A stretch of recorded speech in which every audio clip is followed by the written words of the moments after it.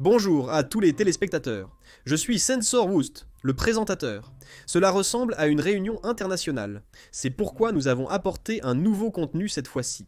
Passons directement à l'actualité. Aujourd'hui, voyons ce qu'il faut faire en cas de crise. Regardons ensemble, maintenant. Tout d'abord, voyons si nous pouvons prévoir le déclenchement d'une guerre.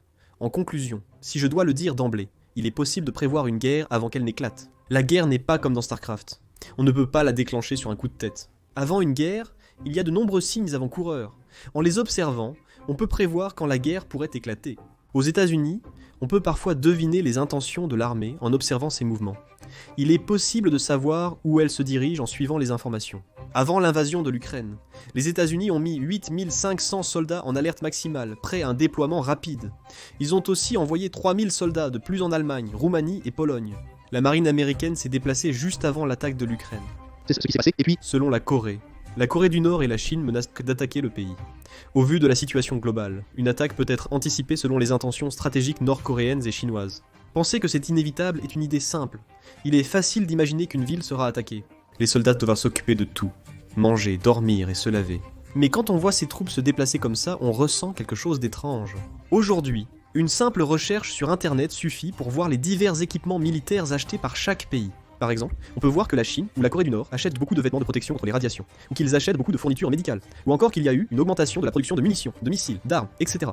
Si vous observez ces tendances, vous pouvez facilement comprendre la situation. Par exemple, pendant la guerre d'Ukraine, la Russie a commencé à établir des réserves militaires pour soutenir l'économie de guerre.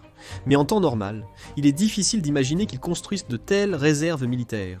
En observant ces signes individuellement, on peut comprendre si ce pays se prépare vraiment à la guerre, ce qui est crucial. Si les médias américains rapportent quelque chose, il y a 100% de chances que cela soit vrai. Vous le savez peut-être déjà, mais la capacité de renseignement des États-Unis est la plus puissante au monde. On peut tout savoir. Peu importe où et ce qu'ils font. Je peux même imaginer connaître le nombre de grains de riz que mange Kim Jong-un. Avant la guerre de Corée, l'ambassade américaine a démontré à tous le processus d'évacuation complet. Les ambassades américaines et britanniques ont commencé à évacuer un mois avant le début de la guerre de Corée. De plus, ils ont recommandé aux ressortissants étrangers en Ukraine de quitter le pays. Si l'ambassadeur américain était évacué de notre pays, cela pourrait signifier qu'une guerre est imminente.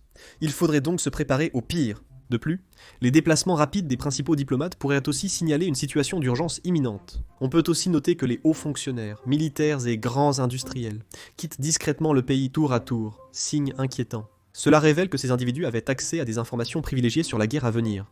Durant la crise ukrainienne, de nombreux industriels ont aussi délocalisé leurs avoirs à l'étranger. Alors, si la guerre éclate vraiment, que devons-nous faire dans ce cas? Si la guerre éclate, la plupart des gens fuiront vers d'autres pays pour survivre. En cas de guerre, il semble naturel de vouloir fuir vers la Chine ou la Corée du Nord par voie terrestre. Cependant, ces frontières et airs seraient immédiatement bloquées, rendant l'évasion très difficile. L'aéroport international d'Incheon, proche de la Corée du Nord, est la première cible attaquée. Les autres aéroports civils deviendront aussi des bases militaires. Les ferries civils seront suspendus et réquisitionnés par l'armée. Il sera donc très difficile de fuir par la mer au début du conflit. Beaucoup de gens pensent à s'échapper à l'étranger en avion ou en bateau. Et ce n'est pas seulement vous, mais beaucoup d'autres personnes aussi. Malgré les aéroports et ports opérationnels, l'évasion sera quasi impossible. En cas de guerre en Corée, fuir à l'étranger serait quasi impossible. La situation sur les routes ne serait guère mieux. En cas de guerre, les routes principales seraient contrôlées par l'armée avec l'installation de postes de contrôle. Même en temps de guerre, environ 250 000 personnes vivent sur l'île de Jeju. Si elles tentaient toutes de partir par la route simultanément, cela causerait un chaos indescriptible. La congestion du trafic sera encore plus grave que lors des exercices de défense civile, entraînant une situation bien pire. Pour une évacuation rapide et efficace, il faudrait contrôler la circulation routière. Cependant, un embouteillage pourrait entraver les déplacements et opérations de l'armée. Il est probable que la plupart des routes seront bloquées, rendant difficile l'évacuation, même pour ceux qui l'envisagent. Fuir à pied vers la montagne pour échapper au bombardement de la ville peut sembler une bonne idée, mais c'est en réalité très risqué. Les anciens militaires le savent. En cas de guerre, l'armée occupe en priorité les points stratégiques. Pendant la guerre de Corée, les partisans ont attaqué toutes les bases militaires sud-coréennes, expliquant la prudence du gouvernement local à ce sujet. En cas d'urgence, les bases militaires que vous pouvez voir dans le quartier en civil sont les premières cibles d'attaque. Pour protéger ces installations, l'armée sud-coréenne déplace régulièrement ses bases vers des endroits appelés observation post, en changeant souvent leur emplacement. Pour faire simple, imaginez que les bases militaires se déplacent pour se cacher.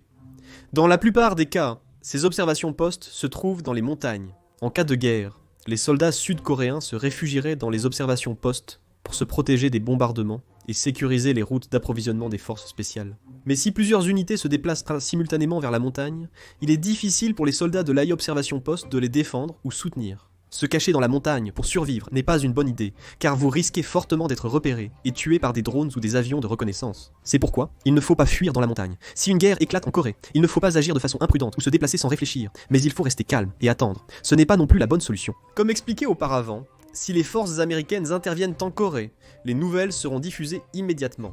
À ce moment-là, il faut stocker différents types de nourriture, d'eau et de fournitures, et il faut prévoir au moins 3 jours de réserve.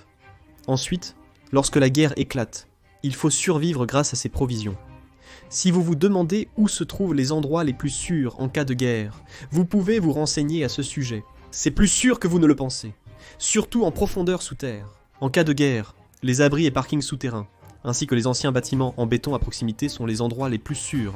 Dans le cas des gratte-ciel, si une bombe explose à proximité, il y a un risque élevé que tout le bâtiment s'effondre et devienne très dangereux. Si vous êtes près d'une station-service ou d'un véhicule, il y a un haut risque d'explosion suite à l'impact. De plus, les bâtiments anciens, moins résistants, peuvent s'effondrer facilement et devenir dangereux.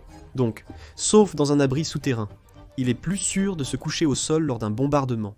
Les exemples plutôt les plus représentatifs sont les abris et parkings souterrains. Dans le cas des abris, il y a une pièce sécurisée à l'intérieur. Malgré la destruction de l'entrée par les bombardements, il est possible de rejoindre d'autres stations de métro souterraines, augmentant ainsi les chances de survie. Les stations de métro souterraines contiennent des équipements de survie de base, tels que des salles de ventilation, utiles pour la survie.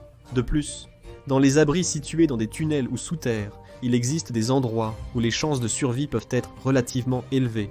Il est également important de vérifier à l'avance s'il existe de telles installations autour de vous. S'il n'y a pas d'installations souterraines à proximité, il est plus sûr de rester à l'intérieur. En général, les bâtiments en béton ont une bonne capacité de protection, surtout les abris en béton construits selon les normes actuelles. Même en cas d'attaque nucléaire, ils offrent un niveau de protection suffisamment élevé pour empêcher toute pénétration complète des radiations. Si une explosion survient et que vous ne pouvez pas vous réfugier dans un abri souterrain, il est plus prudent de vous accroupir loin des fenêtres et des murs extérieurs. Plus important encore, il est essentiel de couper l'alimentation électrique dans la pièce. Dans l'armée, on s'entraîne souvent à effectuer ce genre de procédure en cas d'urgence. Lorsque la guerre éclate, les endroits où la lumière s'échappe la nuit sont plus susceptibles d'être attaqués. Pour éviter les attaques, il est plus prudent de rester dans l'ombre. Une fois le bombardement terminé, il faut passer de manière ordonnée à l'action suivante. Ce n'est pas parce que la guerre a éclaté que toutes les fonctions sociales s'arrêtent immédiatement. Le gouvernement fera tout pour maintenir l'ordre et empêcher la propagation de la panique. Sauf en zone de combat, il est préférable de rester chez soi en sécurité et de suivre les informations du pays et de l'étranger, à la radio ou par d'autres moyens. Il se peut que l'électricité, l'eau ou Internet soient coupés, mais il est souvent possible d'écouter la radio sans électricité, donc il est préférable de s'y préparer à l'avance. Si vous devez vous déplacer, optez pour un endroit très fréquenté comme une grande ville ou un lieu sûr et temporaire tel qu'un abri ou une cave.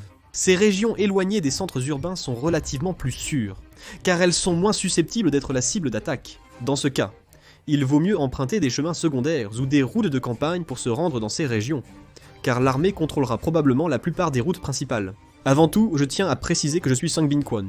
Je m'adresse principalement aux hommes qui regardent cette vidéo, alors gardez cela à l'esprit. En fait, je réagirai pareillement. D'après les chiffres officiels, tous les hommes de 19 à 45 ans sont mobilisés lors d'une guerre totale. Les anciens militaires seront mobilisés en priorité par les centres locaux et devront rapidement se rendre à l'endroit indiqué dans leur ordre de mobilisation. Lors de la mobilisation générale, l'ordre précise le lieu et l'heure de rassemblement. La plupart des gens sont envoyés près de chez eux. Même si vous vous rendez sur place par vos propres moyens, présentez l'ordre de mobilisation militaire ou la convocation à l'entrée pour faciliter votre accès. Vous pourriez croire qu'il est possible d'y aller à pied, mais en réalité, c'est incertain. Je ne veux pas non plus la guerre, mais il y a beaucoup de gens qui la souhaitent. Je ne veux pas juger hâtivement une situation que je n'ai vue qu'indirectement. La prochaine fois, je vous montrerai comment effectuer efficacement une manœuvre, avec des images basées sur les expériences récentes. Si vous avez déjà vécu une situation similaire, partagez votre expérience dans les commentaires. Je préparerai d'autres vidéos sur le sujet. Merci.